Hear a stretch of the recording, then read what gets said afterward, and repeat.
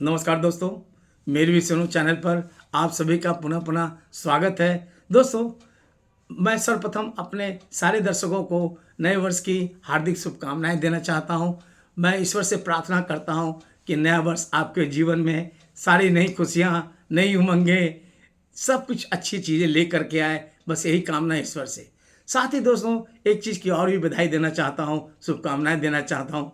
अभी अभी अयोध्या में श्री राम मंदिर का प्राण प्रतिष्ठा का हुआ है, उसकी भी हम आप सबको शुभकामनाएं और बधाइयाँ देते हैं।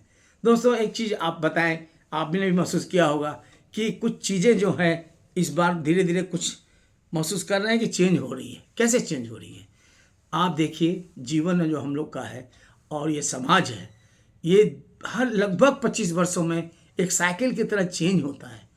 मैं देख रहा हूँ कि पिछले 25-30 वर्षों में एक गजब सा चेंज आया था अपने बड़े शहरों की तरफ भागने का, विदेशों में जाकर काम करने का, वहाँ बस जाने का। अब वो सारा धीरे धीरे कम हो रहा है। लोग अब अपने घरों से, अपने गांव से, अपने परिवार से, अपने शहर से जुड़े रहना चाहते हैं। बड़े शहर में रहने का कोई गर्व नहीं करने लगे हैं लोग। अब कहते हैं कि नहीं, मेरा उस शहर में छोटे से शहर ही, लेकिन मेरा अपना घर है वहाँ, वो गांव है, वहाँ मेरा गांव है, वहाँ मेरा गांव है, खेती होती है, मेरा घर है। तो अब सबकी लालसा उस जगह पर फिर से जा कर के अपनी यादें ताज़ा करने की बहुत उठ रही है। एक समय था, लोग गांव को लोग गंवार लोग कहते थे, अनएजुकेटेड लोग कहते थे, और वैसे गांव के लोग आज पूरे विश्व में लीड कर रहे हैं। आज बड़े बड़े लोग जब छुट्टियों का समय आता है तो अपने लोगों से कहते हैं कि मैं अपने बच्चों को लेकर इस बार गांव जा रहा हूँ, लोगों को गांव दिखाना चाहता हूँ। देखो कितना सुंदर मैं यहाँ पर जीवन बिताया हूँ। लोग अपने छोटे शहर को कहते हैं, देखो वहाँ पर ताऊ जी का घर है, वहाँ पर मौसा जी का घर है, वहाँ फूफा जी का घर है, वहाँ मामा का घर है। ये चीज़ जो लोग बच्चे मिस कर रहे थे, बच्चे क्या खुद एक्चुअली वो जो उनके पिता माता गार्जियन हैं वो सभी के, वो मिस कर रहे हैं। वो लग रहा है कि नहीं, बहुत कुछ मिस कर गए। अब जब भी बहाना मौका मिलेगा मैं अवश्य उस जगह जाऊंगा और उस जगह पर जाकर फिर से वही आनंद उठाऊंगा। अभी हाल में जो जितने पर्व त्यौहार अभी निकले हैं, आपने देखा होगा न्यूज़ के माध्यम से कि सैकड़ों गाड़ियाँ चली हैं अब हर एक अलग अलग जगह के लिए। उसमें भर भर के लोग लौट रहे हैं अपने घर की ओर।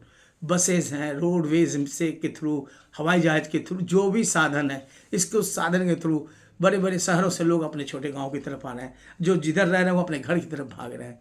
एक चीज़ आप महसूस करते होंगे, आप बड़े शहर में काम करें, विदेश में काम करें, चाय की दुकान होती है जहाँ, वहाँ पर लोग आपस में गपशप मारते हैं, इधर उधर की दुनिया की बातें करते हैं।